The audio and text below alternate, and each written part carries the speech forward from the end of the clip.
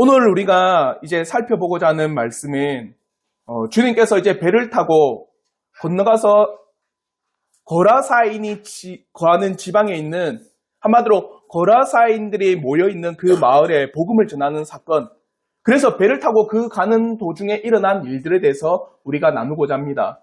그러면 우리가 지금까지 1년 동안 쭉 살펴본 거는 예수님께서 어떠한 생애 가운데서 사역들을 이루어 나가셨는지를 우리는 1년 동안 계속 살펴보고 있어요.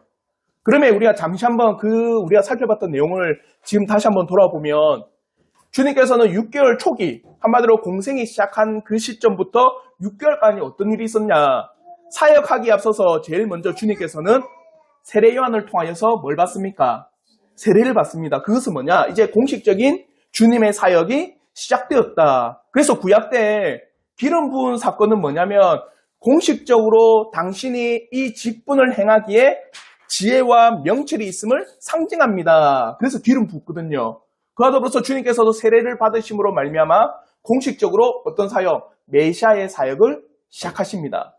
그와 더불어서 이제 세례를 받으신 후에 또 어떤 일이 일어나느냐? 광야에서 40일 동안 시험을 당하세요. 3가지 시험 아시죠? 돌이 떡덩이가 되게 하라.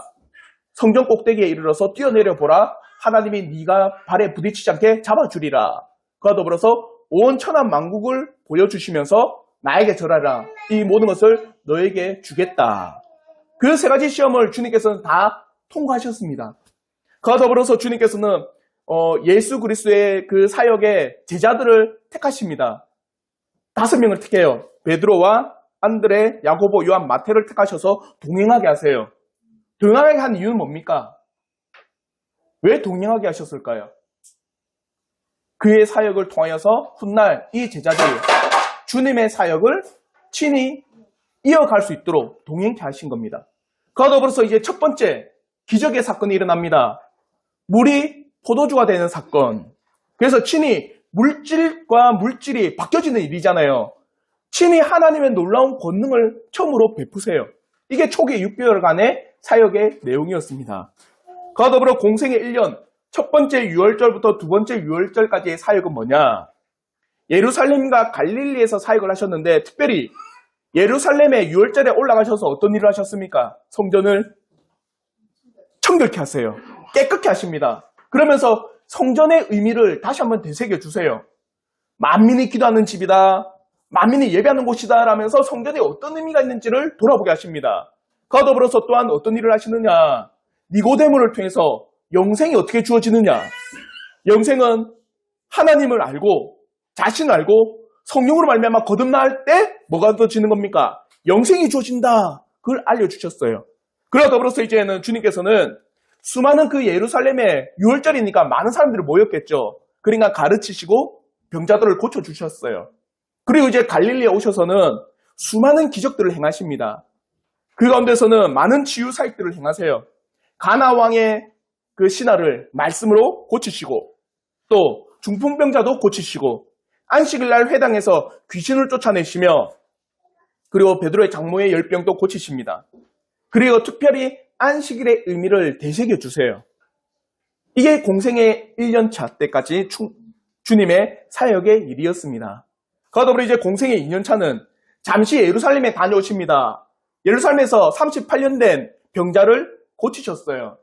그리고 이제 내려오셔서 다시 한번 갈릴리에서 사역을 하시는데, 그때 우리가 한 25번 정도 우리가 나눈 게 산상수훈, 신자로서 어떻게 살아가야 되는지, 신자로서 말씀의 법이 뭔지, 신자로서 어떤 기도와 율법과 참된 말씀의 도리가 뭔지를 진짜 새로운 법 가운데서 그들에게 깨우쳐 주셨습니다. 그와 더불어서 이제 백부장의 종도 고치시고, 그리고 가버나움에서 귀신도 쫓아내시며, 그리고 이 일들을 통해서 이제는 기득권들이, 그 당시에 기득권은 누굽니까? 바리새인, 서기관, 그리고 헤롯 당원들, 그리고 수많은 정치 지도자들이 이제 예수의 놀라운 사역과 권능의 소식을 듣자 자신들의 기득권 앞에 예수는 걸림돌이 됩니다. 그러니까 반대와 수많은 죽이고자 하는 의논들과 예수를 거부하는 일들이 진행돼요. 그러니까 보십시오. 예수님께서 모든 사역을 진행함에 있어서 이제 돌아오는 건 환대가 아닙니다. 예수님의 모든 사역의 걸음에서 돌아온 거는 거부하는 거고, 죽이려고 하는 거고, 모함하는 거고, 예수를 비난하는 일이 발생해요. 그러니까 주님께서는요, 갈릴리에서 산상수훈과 백부장의 종을 고친 후에 그들에게 직접적으로 말씀하면 되지만 이제는 어떻게 말씀하세요? 비유로 가르치십니다. 왜 비유로 가르칩니까? 그렇죠. 더 잘 이해할 뿐만 아니라 예수에 대해서 정말 관심 있거나 예수가 누군지에 대해서 정말 살펴보고자 한다는 그 비유를 들을 때 어떻게 합니까? 예수 앞에 나와서 그 비유의 뜻을 가르쳐 주십시오. 이렇게 하지만 비난과 수많은 모함과 예수에 대해서 거부하고 예수에 대해서 이제는 죽이려고 하는 자들은 아무리 비유로 가르쳐도 그들이 그 비유를 듣는다 안 듣는다? 듣지 않아요. 그래서 천국에 대한 비유를 7가지를 통하여서 우리에게 가르쳐 주셨습니다. 자, 여기까지가 우리가 올 한 해 쭉 살펴본 내용이에요. 그리고 오늘은 우리가 살펴보는 거는 이제 거라사인의 지방으로 갈 때 배를 타고 가는 그 현장에서 풍랑을 잠잠케 하신 그 사건을 우리가 살펴볼 거고, 그리고 다음 주에는 거라사인에 가면은 거라사인이 사는 지방에 갔을 때 일어난 사건, 제일 큰 사건이 하나 일어납니다. 어떤 사건이 일어납니까? 거라사인 지방에. 군대에 귀신이 들린 자를 고치세요. 그래서 여러분 알죠? 돼지떼에 귀신이 들어가고 그 돼지가 바다에 다 빠져 죽는 사건. 그로 말미암아 거라사인 지방에요. 예수에 대한 복음이 전해져요. 그래서 그냥 건너가자고 하는 게 아닙니다. 주님이. 그 사건과 더불어서 이제 거라사인에 뭡니까? 그 복음에 전하신 후에 또 야이로의 딸을 고치는 사건과 그 사이에 중간에 끼어진 사건이 뭐냐? 혈루병을 앓는 여인을 고치세요.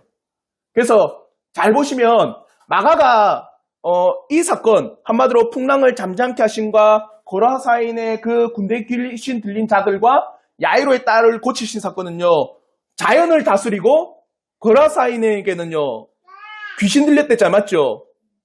사탄도 짓밟으시고 또요 야이로의 딸이 죽었을 때 살리신 건 뭡니까? 생명도 우리에게 허락하는 유일한 주권자가 예수라는 것을 밝히고 있는 겁니다. 자연도 다스리는 분, 사탄도 결박하시는 분, 우리 인생의 생명도 그분이 직접 그의 손안에 쥐고 계신 분이 예수라고 하는 이 메시아라는 사실을 우리에게 충분히 가르쳐주고 있다는 거예요. 그래서 여기까지가 우리가 올해 나누고 내년에는 2년차부터 해서 주님이 십자가에 달리시기까지 그에 대해서 우리가 내년에 다시 한번 말씀을 나누도록 하겠습니다. 그래서 오늘 우리가 함께 나누고자 하는 건요, 첫 번째 풍랑을 잠잠케 하신 그 상황에 대해서 나누고, 두 번째는 그러면 파도를 잠잠케 하신 사건을 통해서 주님이 우리에게 말씀하신 진리가 뭐냐? 그와 더불어서 이제 교훈을 한번 얻도록 하겠습니다. 첫째 나눔입니다. 예수님과 당시 함께 있던 제자들의 상황에 대해서 한번 나오도록 할게요. 예수님께서는 7가지 천국의 비유를 말씀하신 후에 바로 그 자리에서 날이 저물었는데 불구하고 어디로 가자는 줄 아세요? 거라사인이 거하는 그 지방으로 가자라고 제자들에게 말해요. 그게 뭐냐? 34절과 35절의 말씀입니다. 우리 한번 마가복음 4장 34절과 35절 말씀 다 같이 읽겠습니다. 시작. 이유가 아니면 말씀하지 아니하시고 다만 혼자 계실 때에 그 제자들에게 모든 것을 대답하시더라. 그날 저물 때에 제자들에게 이르시되 우리가 저편으로 건너가자 하시니. 그러니까 비유로 말씀하신 건 천국의 비유를 다 말씀하신 후에 날이 저물었습니다. 맞죠? 날이 저문 후에 어디로 가자는 거예요? 건너편으로 가자. 그 건너편이 거라사인의 지방입니다. 그래서 마가복음 5장 1절에 이렇게 말씀하는 거예요. 예수께서 바다 건너편 거라사인의 지방에 이르러. 그러니까 여러분 지금 뒷장에 보면 지도가 있죠. 제가 나눠준 그 뒷페이지에 보면 지도가 있는데 왜 배 타고 가는지, 갈릴리는요 워낙 커요. 호수라고 하지만은 바다라고 칭합니다. 그러니까 뺑 둘러서 가는 것보다 제일 가까운 건 뭡니까? 배를 타고 가로질러 건너편에 가는 게 제일 빠른 거예요. 그래서 지금 주님께서는요 게네사렛 여러분의 가버나움과 그 사이에서 사역하고 계실 때, 그래서 사역을 다 마치신 후에 어디로요? 건너편 거라사인의 지방으로 쭉 배 타고 가는 상황이에요. 그런데 거라사인의 지방으로 건너가려고 배를 탔는데 문제가 생깁니다. 어떤 문제가 생겼습니까? 광풍이 일어서 배가 지금 침몰하게 생겼습니다. 그것이 바로 37절의 말씀입니다. 우리 한번 마가복음 4장 37절 말씀 다 같이 한번 읽겠습니다. 시작. 큰 광풍이 일어나며 물결이 배에 부딪혀 들어와 배에 가득하게 되었더라. 이것을 직역하면 헬라어로 바로 직역하면 이런 뜻이에요. 바람에 큰 돌풍이 일어나 파도들이 배를 덮쳤다. 그래서 이미 그 배에 물이 가득하게 되었다. 한마디로 바람이 불어서 이미 그 배에 물이 가득 넘쳐난 거예요. 그러니까 곧 있으면 어떻게 됩니까? 이 배는 침몰하게 됩니다. 그러니까 보십시오. 주님이 그냥 내일 아침에 가면 되는데 모든 비를 다 끝내고 저녁에 급하게 맞죠? 배를 타고 가시는 상황 가운데서 큰 광풍이 불어 배에 지금 물이 가득 차서 지금 가라앉게 된 그 상황입니다. 그러자 제자들이 어떻게 했느냐? 그게 바로 38절의 말씀입니다. 우리 한번 마가복음 4장 38절 말씀 우리 한번 다 같이 한번 읽겠습니다. 시작. 예수께서는 고물에서 베개를 메고 주무시더니 제자들이 깨우며 이르되 선생님이여 우리가 죽게 된 것을 돌보지 아니하시나이까 하니.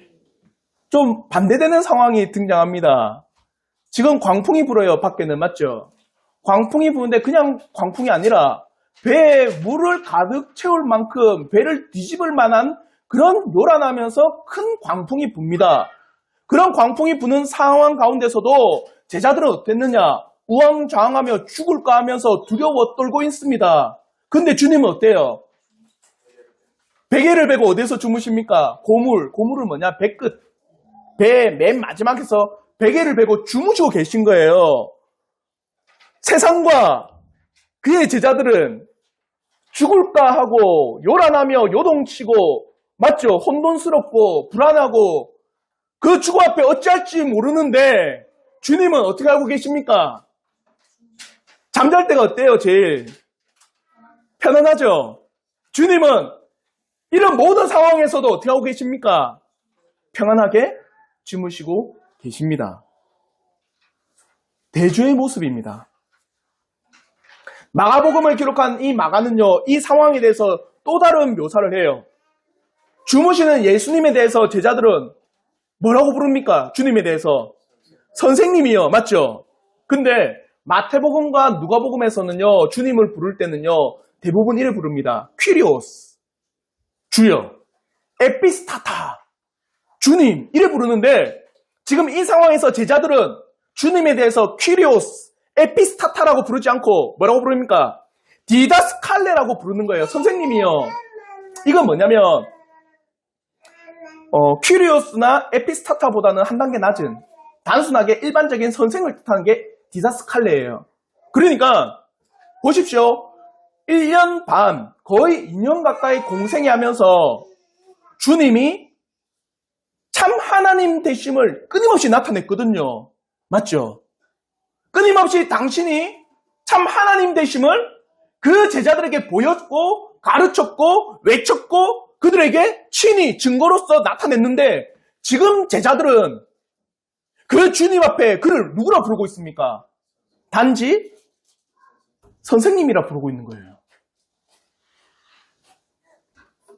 주님에 대해서 제대로 알지를 못하는 겁니다. 그러니까 주님께서는 큰 광풍이 일어나서 배가 뒤집어지고 배가 침몰하는 그 상황에서 제자들이 두렵고 떠는 거, 그 상황 때문에 책망하는 게 아닙니다. 뭐 때문에 책망하세요? 왜 믿음이 없느냐? 한마디로 광풍 부는 걸 책망한 게 아니고 광풍 때문에 그들이 두려워 떠는 걸 책망한 게 아닙니다. 광풍이 불어서 그들이 죽을 고비 앞에서 뭐가 없다라는 거예요? 믿음이 없다는 겁니다. 어떤 믿음일까요? 내가 지금 누구와 있다? 주님과 있다. 그 주님은 누구다? 전능한 하나님인데도 불구하고 선생님이여 부르는 과연 주님이 어떠하신 분인지에 대한 확고하고 확실한 그 믿음이 제자들에게는 없어요. 그저 그 제자들을 책망하신 겁니다. 그래서 마가복음 4장 39절부터 40절에 이렇게 말씀합니다. 우리 한번 마가복음 4장 39절부터 40절 말씀 다 같이 읽겠습니다. 시작. 예수께서 깨어 바람을 꾸짖으시며 바다더러 이르시되 잠잠하라 고요하라 하시니 바람이 그치고 아주 잔잔하여지더라. 이에 제자들에게 이르시되 어찌하여 이렇게 무서워하느냐 너희가 어찌 믿음이 없느냐 하시니. 제자들은 지금 그들이 주님과 함께 있다라는 것, 그리고 그와 더불어서 주님은 참 하나님이라고 하는 그 사실 앞에 믿음이 없어요. 또 재밌는 게 뭔지 아십니까? 보십시오. 주님과 함께 이 제자들이 배를 타고 갑니다. 맞죠? 그러면 그 제자들 가운데 어떤 직업이 있을까요? 어부가 있습니다. 어부 맞죠? 그 가운데 그 어부들 가운데 4명은 특출나게 어느 지역의 어부인지 아세요? 갈릴리 지역의 어부입니다.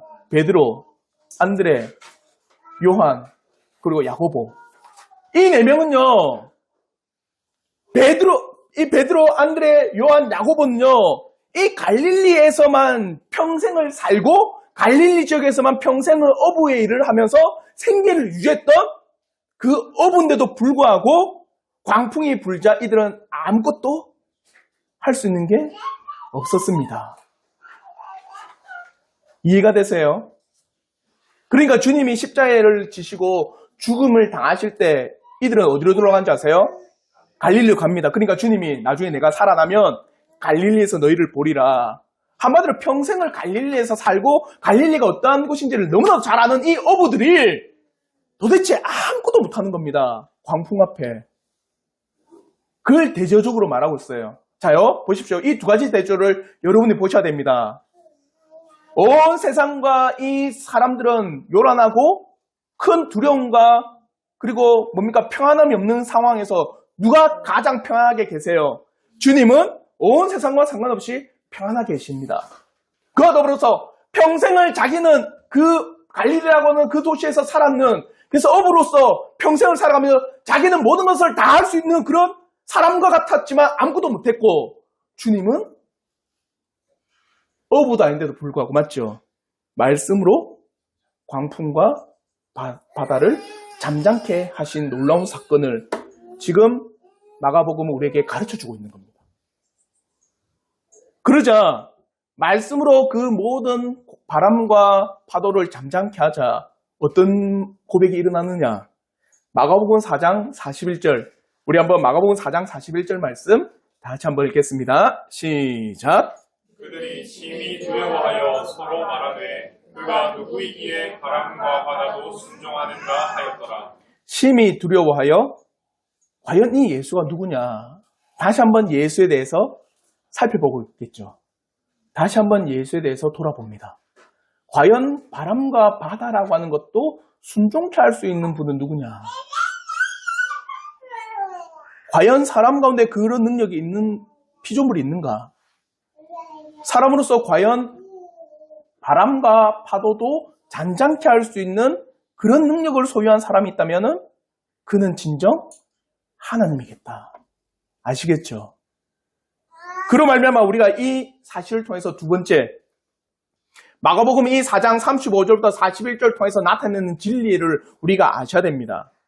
한마디로 문자 그대로 배를 타고 가다가 풍랑이 일어서 배가 뒤집어질 뻔했는데 주님이 그 배를 뭡니까? 파도와 바다를 잠잠케 해서 그 배를 건지셨네. 이렇게 알면 우리는요 전혀 상관없는 말씀이 됩니다. 이 놀라운 진리의 말씀을 통하여서 우리에게 뭘 가르쳐 주는지, 첫째, 예수는 자연을 움직임을 통하여서 참 그분이 하나님이심을 우리에게 명백하게 가르쳐 주고 있습니다. 자연을 확실히 통제하시고 그분 앞에 자연도 잠잠케 하신 이 예수는 바로 참 하나님이십니다. 그래서 유대 민족뿐만 아니라 이 복음서를 읽는 모든 사람에게 예수는 이 땅에 오신 진정한 하나님이심을 우리에게 외치는 진리가 됩니다. 그럼 여기서 중요한 게 있어요. 예수께서 참 하나님이라고 하는 사실과 더불어 여러분이 반드시 아셔야 되는 게 있습니다. 하나님이라고 한다면 그분은 우리에게 어떤 존재일까?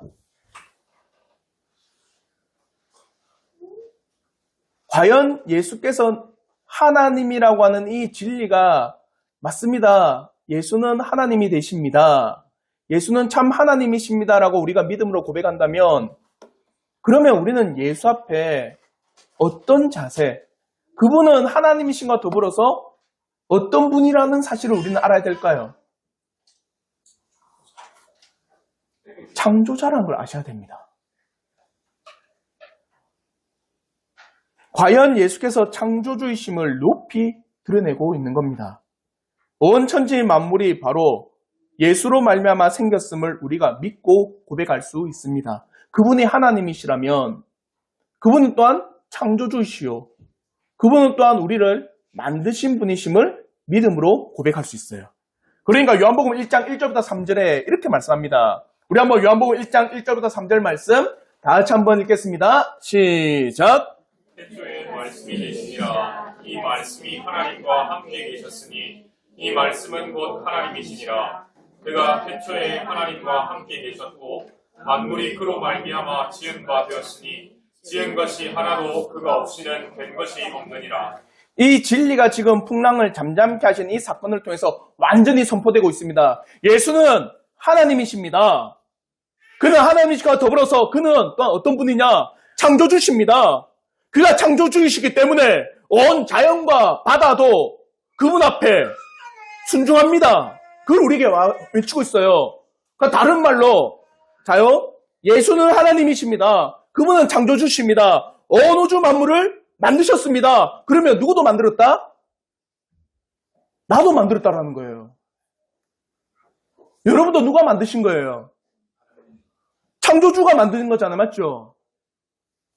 그러므로 지금 예수 그리스도께서 풍랑을 꾸짖으시고 파도가 잠잠게 된 것은 당연한 일이고 만물이 바로 예수 그리스도 발 앞에 복종하고 있으면 친히 보여준 거고 그 만물에는 누구도 포함된 줄 아세요? 나도 포함된 거예요. 그러니까 에베소서 1장 22절에 이렇게 말씀하는 게 합당한 진리입니다. 우리 한번 에베소서 1장 22절의 말씀 다 같이 한번 읽겠습니다. 시작! 또 만물을 그의 발 아래에 복종하게 하시고 그를 만물 위에 교회의 머리로 삼으셨느니라. 진실로 예수 그리스도께서 참 하나님이심을 믿음으로 고백합니까? 그러면 그는 진정 우리의 창조주심을 믿음으로 고백하십니까? 그러면 여러분 만물이 그의 발 앞에 복종한답니다. 그리고 그를 만물 위에 누구의 머리로? 교회의 머리로 세우셨답니다. 그러면 교회는 누구에게 복종해야 돼요? 사람에게 복종한 게 아니라 그리스도 예수 앞에 복종한 게 교회고 우리 인간 창조주라고 한다면 우리는 그분 앞에 반드시 순종하고 복종하며 그분 앞에 엎드리고 그분을 겸손히 우리는 높여야 되는 게 우리의 자세입니다. 아시겠죠? 여러분이 정말 예수를 하나님이라고 고백한다면 그분은 창조주라는 고백이 따라옵니다. 그분이 창조주라는 고백이 여러분에게 있다면 우리는 누구에게 순종한다? 창조주인 예수 앞에 우리가 순종합니다. 그렇다고 예수님께서 우리를 강압적으로 순종하라 이 말이 아닙니다. 예를 들어서 여러분 부모님 사랑하죠? 안 사랑하나? 사랑하잖아요. 맞죠? 어머니 아버지에 대한 생각이 있으면 우리는 충분히 사랑합니다. 그러면 여러분이 부모 앞에 순종하는 건 당연한 도리예요. 뭐 부모님이 강압적으로 너 내 사랑해라 하기 전에 우리는 이미 부모님을 자연스럽게 사랑하죠.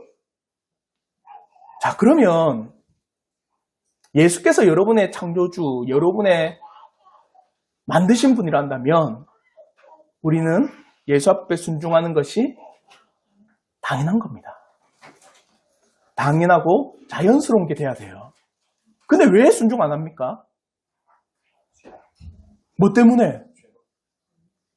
죄가 그렇잖아요, 죄가. 죄가 예수께 순종하는 것보다 어디에 순종하게 만듭니까? 이 세상에 순종하게 만드는 게 죄입니다. 그러니까 우리가 죄에 똘똘 뭉쳐있기 때문에 예수 앞에 순종하는 게 어려워요. 우리가 죄로 똘똘 뭉친 죄인들이기 때문에 그 말씀 앞에 순종하는 것보다 이 세상에 순종하는 걸 더 쉽게 여깁니다. 이 마가복음 우리에게 외치고 있는 겁니다. 예수는 하나님이십니다. 그분은 창조주시기 때문에 온 자연 만물도 그분의 발 앞에 순종합니다. 너희들은 어떠냐? 그분이 하나님이고 창조주라면 너희들도 그분 앞에 순종하고 그분 앞에 복종하는 게 당연한 도리다. 이 진리를 우리에게 가르쳐주고 있어요. 두 번째, 어떤 진리를 우리에게 가르쳐주느냐? 보십시오.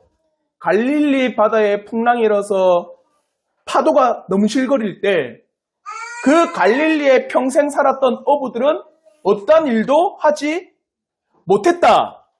그걸 우리에게 적용해 보면 어떻습니까? 우리 인생의 완벽한 불가능을 우리에게 외치고 있습니다.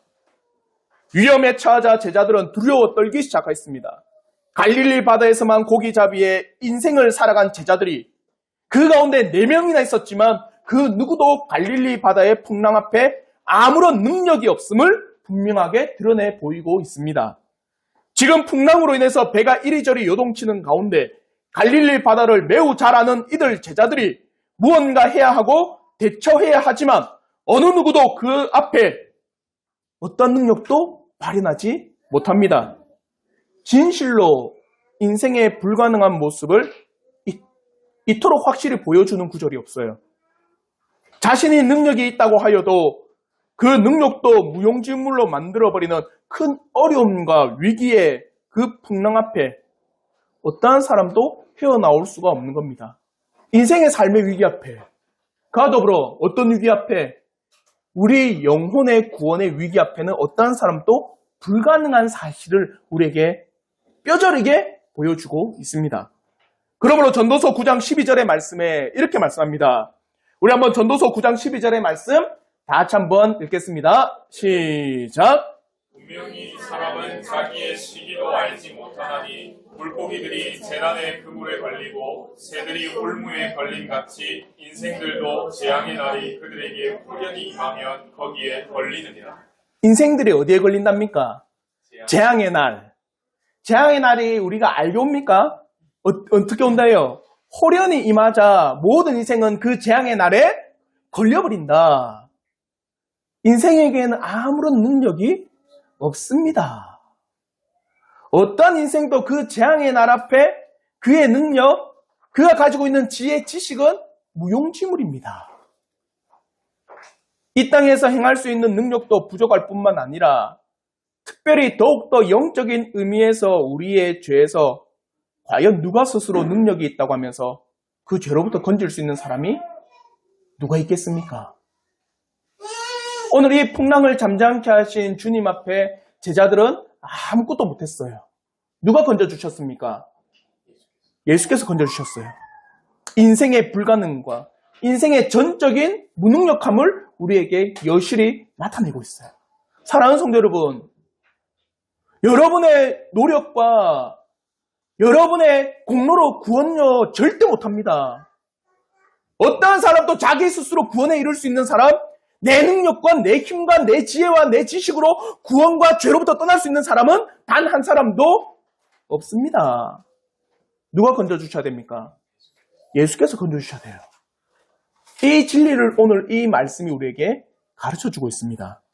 그리고 세 번째, 그러니까 구원자이신 예수 그리스도를 확실히 나타내 보이고 있습니다. 제자들은 자신들이 어찌하지 못하는 현 상황에서 누구 앞에 달려갔어요? 선생님이요! 우리가 지금 죽게 생겼습니다. 선생님이 불렀지만 그들은 누구 앞에 달려갔습니까? 예수 앞에 달려갔어요. 사랑하는 성도 여러분, 우리의 불가능성을 본다면 이제 불가능성을 뛰어넘어 우리가 바라봐야 되는 건 누굽니까? 예수예요. 하나님을 바라봐야 된다는 겁니다. 우리의 불가능성 앞에 가능케 하는 그분, 우리의 구원의 불가능 앞에 오직 구원을 가능케 하는 그분, 우리의 이 죄인된 앞에 그 죄로부터 건질 수 있는 그분, 누굽니까? 예수를 바라봐야 된다는 거예요. 그러니까 시편 146편 3절부터 5절에 이렇게 말씀합니다. 우리 한번 시편 146편 3절과 5절 말씀 다 같이 한번 읽겠습니다. 시작. 귀인들을 의지하지 말며 도울 힘이 없는 인생도 의지하지 말지니 야곱의 하나님을 자기의 도움으로 삼으며 여호와 자기 하나님에게 자기의 소망을 두는 자는 복이 있도다. 하지 말아야 될 것과 해야 될 것을 분명히 말하고 있죠. 하지 말아야 될 건 뭡니까? 인생들, 사람들, 귀인이라고 여기는 그런 사람들을 너희는 의지하지 말라. 우리가 해야 되는 건 뭡니까? 야곱의 하나님을 자기의 도움으로 삼아라. 여호와 자기 하나님에게 자기의 소망을 두라. 인생을 의지하지 말고 누굴 의지하라? 하나님을 의지해라. 그게요, 내가 할 수 없다라는 이 무능력함 앞에 나오는 결과입니다. 저는 우리 성도들이 우리의 무능력함 앞에 좌절하고 때로는 무릎 꿇을 수 있어요. 그러나 그 현실 앞에서 더욱더 높은 곳에 계신 누구를 바라본다? 하나님을 바라보는 우리 신자들이 되기를 전 진심으로 바랍니다. 이게 바로 우리에게 주어지는 놀라운 진리의 사실입니다. 특별히 우리 영혼의 구원에 있어서 절대적으로 예수 그리스도를 의지하기를 전 진심으로 바랍니다. 우리의 유일한 구원자가 있다면 바로 참 하나님이 되신 예수 그리스도밖에 없음을 알고 오직 예수 그리스도 앞에 그 속량의 은혜를 힘입어 나가는 우리 성도들 되길 전 진심으로 바랍니다. 그러므로 로마서 3장 23절과 24절에 이렇게 말씀합니다. 우리 한번 로마서 3장 23절부터 24절 말씀 다 같이 한번 읽겠습니다. 시작. 모든 사람이 죄를 범하였음에 하나님의 영광에 이르지 못하더니 그리스도 예수 안에 있는 속량으로 말미암아 하나님의 은혜로 값없이 의롭다 하심을 얻은 자 되었느니라. 우리가 값없이 의롭다함을 얻는 것은 그리스도 예수 안에 있는 속량입니다. 그분이 나의 죄를 갚아주셨습니다. 그분이 나의 죄를 친히 십자가에서 다 없애주셨습니다. 우리의 모든 죄를 십자가의 지심으로 말미암아 이제는 더 이상 우리가 그 죄 앞에 노예가 되지 않습니다. 그분이 속량으로 갚아주신 그 사실이 우리에게 뭘 줍니까? 구원을 줍니다. 특별히 여러분의 그 놀라운 구원의 모든 가능성을 예수 앞에 두십시오. 그 은혜가 있기를 저는 진심으로 바랍니다. 이제 이 말씀을 통해서 우리가 교훈을 얻고자 합니다. 자요. 예수가 그 배에 있는 것과 그 제자들이 함께 있다는 사실. 한마디로 제자들이 예수님이 나와 함께 있다는 사실을 망각하면 두려움과 죽음과 맞죠? 공포와 그들의 모든 뭡니까? 평안이 사라지는 일이에요. 그런데 그 제자들이 지금 나와 누가 함께 있다? 예수가 함께 있다라는 그 사실이 뭘 잠잠케 한 겁니까? 풍랑과 바다를 잠잠케 한 놀라운 사건이 되는 겁니다. 그러면 우리는요, 이 인생 앞에 여러분이 교훈을 삼아야 되는 건 뭐냐? 나는 과연 누구와 함께 있느냐? 이걸 아셔야 돼요. 여러분 누구와 함께 있습니까? 뭐 남편과 아내가 함께 있는 거. 그보다 더 중요한 능력 있는 분이죠. 예수가 나와 함께 있다라는 사실이 여러분의 인생의 풍랑을 잠잠케 하는 유일한 능력이 됩니다. 여기서 풍랑은요, 많은 것을 비유할 수 있어요. 우리가 삶을 살아가면서 겪는 어려움이 될 수도 있고, 또 여러분의 인생에 무엇을 해야 될지 모르는 때일 수도 있고, 또 인생의 기로에 서서 어느 길을 가야 할지 모르는 때일 수도 있고, 인생이 겪는 불안한 미래의 모습일 수도 있습니다. 이 수많은 풍랑이. 그러면 이 땅에서 오는 모든 풍랑은요, 누구 앞에 잠잠해지는지 아세요? 예수 앞에 잠잠해지는 겁니다. 근데 그 예수가 누구와 함께 있어요? 내가 예수와 함께 있다는 사실이 내가 인생에서 겪는 모든 풍랑을 잠잠케 하는 유일한 근원이 돼요. 전 그 은혜가 있길 바랍니다. 여러분이 또 한 주간을 살아가고 또 내년을 준비하며 살아감에 있어서 나는 과연 지금 누가 함께 있느냐? 예수가 과연 나와 함께 있다라는 이 사실이 여러분에게 가장 큰 평안이 되기를 저는 진심으로 바랍니다. 그러면 주님은 분명히 우리에게 약속하셨어요. 세상 끝날까지 내가 너희와 항상 함께 있으리라. 그 약속하셨어요. 그게 바로 마태복음 28장 19절부터 20절의 말씀입니다. 우리 한번 마태복음 28장 19절부터 20절 말씀 다 같이 한번 읽겠습니다. 시작. 그러므로 너희는 가서 모든 민족을 제자로 삼아 아버지와 아들과 성령의 이름으로 세례를 베풀고 내가 너희에게 분부한 모든 것을 가르쳐 지키게 하라. 볼지어다 내가 세상 끝날까지 너희와 항상 함께 있으리라 하시니라. 아멘입니다. 사랑하는 성도 여러분, 이건 물론 예수가 나와 함께 있다라는 그 사실이 나는 이제 모든 풍랑을 겪지 않는다 그 말이 아니에요. 제자들도 주님과 함께 있지만 풍랑을 겪어요. 제자들도 주님과 함께 배를 타고 있지만 그 배는 풍랑을 겪기도 하고 위험에 처할 수도 있고 어려움에 처할 수 있지만 그래도 평안을 잃어버리지 않고 그래도 그 상황 가운데서도 생명을 건질 수 있는 것, 그 제자들이 누구와 함께 있다? 예수와 함께 있다는 사실입니다. 주님이 함께함으로 인해서 우리가 견딜 수가 있는 거예요. 주님이 함께 있다는 그 사실이 이 수많은 풍랑 앞에 인내하게 하는 겁니다. 아시겠죠? 주님이 함께 있다는 그 사실이 풍랑 가운데서도 안전하다라는 사실을 확고하게 우리에게 새겨주는 은혜가 되는 겁니다. 그러므로 시편 16편 8절로부터 10절에 이렇게 말씀합니다.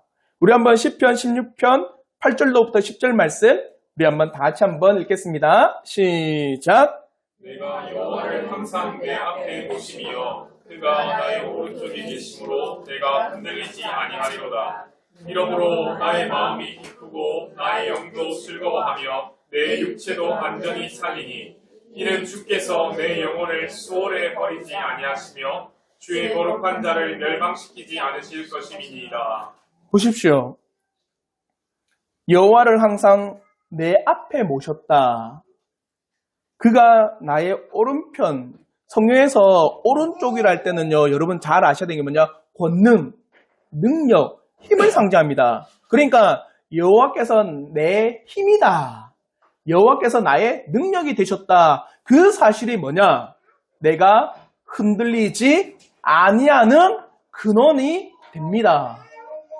그러므로 이 시편 16편의 이 말씀을 통해서 피터 마터 버미글리라고 하는 이 목회자는요, 이렇게 기도문을 썼어요. 우리 한번 좀 길지만 피터 마터 버미글리의 기도문, 이 네모난 박스 우리 한번 다 같이 한번 크게 한번 읽도록 하겠습니다. 시작. 우리가 여전히 여호와 하나님께 소망을 두고 있으므로 존엄하신 하나님 앞에 엎드려 간구하는 거지들이 되게 하셔서 사방에서 우리를 둘러싸고 있는 악으로부터 하나님이여 우리를 보호해 주시기를 원합니다. 우리를 짓누르고 있는 죄악들을 용서해 주시고 하나님께서 우리의 기업이 되셨으므로 우리로 하여금 오직 하나님 안에서 즐거워하게 하소서. 오직 하나님을 선포하며 존경하는 일을 우리가 항상 기쁘고 아름다운 것으로 여기게 하여 주옵소서. 우리를 가르치시고 우리에게 충고하시며 항상 우리 목전에 서 계셔서 우리가 그 고든 길에서 비껴나지 않게 하소서. 그리하여 이 땅에서 사는 동안에 우리가 행복하여 하나님을 즐길 수 있게 해 주옵소서. 피터 마터 버미글리의 기도문입니다. 시편 16편을 통해서 주님이 나와 함께 하시기를 나는 소망합니다. 존엄하신 그 하나님 앞에 엎드려 간구하는 거지들입니다. 재밌는 표현을 썼어요. 우리는 어떤 자다? 하나님 앞에? 거지들이다. 거지가 뭡니까? 아무것도 없는 사람이잖아요. 맞죠? 한마디로 우리의 능력은 아무것도 없습니다. 우리는 거지들이에요. 그 거지들이 전능하신 하나님 앞에 엎드렸습니다. 우리의 죄를 용서하시고 우리의 기업이 하나님이 되게 하여 주옵소서.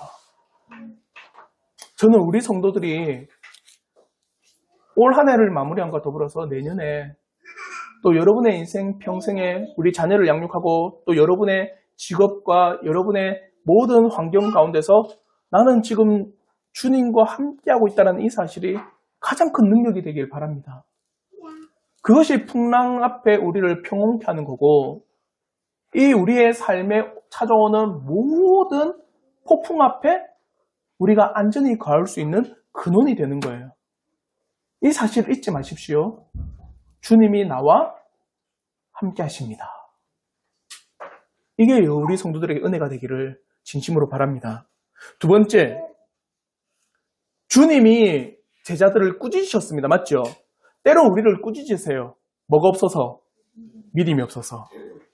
그 믿음이라는 건 보십시오. 자요. 우리의 믿음의 근원은 어디에 있습니까? 단지 우리의 기분이에요? 아니죠. 우리의 믿음의 근원은 모두 말씀. 그 말씀이 뭡니까? 약속과 언약과 하나님께서 이렇게 해 주겠노라라는 확고하게 새겨주신 진리 가운데 우리의 믿음이 있는 거예요. 그래서 믿음은요, 확고한 알미입니다. 말씀 가운데 나에게 이렇게 반드시 하시노라. 말씀 가운데 약속하신 이것은 반드시 이루노라. 말씀 가운데 하신 이 모든 것들은 언약으로서 우리에게 주어지노라. 그것이 믿음이에요. 물론 우리가 풍랑 앞에 두려워할 수 있습니다. 풍랑 앞에 우리는요, 떨 수도 있어요. 그러나 주님이 약속 가운데서 우리에게 외치신 것은 결코 사라지지 않음에 대한 그 믿음이 여러분에게 있기를 저는 진심으로 바랍니다. 사랑하는 성도 여러분, 그 언약과 약속의 말씀 앞에 여러분의 믿음을 세우십시오. 반드시 주님은요, 그 언약과 약속의 말씀의 모든 것들을 우리에게 이루실 줄 믿습니다. 특별히 주님께서 그 십자가 앞에 우리를 구원하신다라면 확실합니다. 우리가 죄를 회개할 때 그 죄를 용서하심은 확실합니다. 왜요? 주님이 그렇게 약속하셨기 때문입니다. 그러니 요한복음 14장 1절에 이렇게 말씀합니다. 우리 한번 요한복음 14장 1절 말씀 우리 한번 다 같이 한번 읽겠습니다. 시작. 너희는 마음에 근심하지 말라. 하나님을 믿으니 또 나를 믿으라. 왜 근심할까요, 제자들이? 믿음이 없으니까. 그와 더불어서 어떤 근심이 있느냐?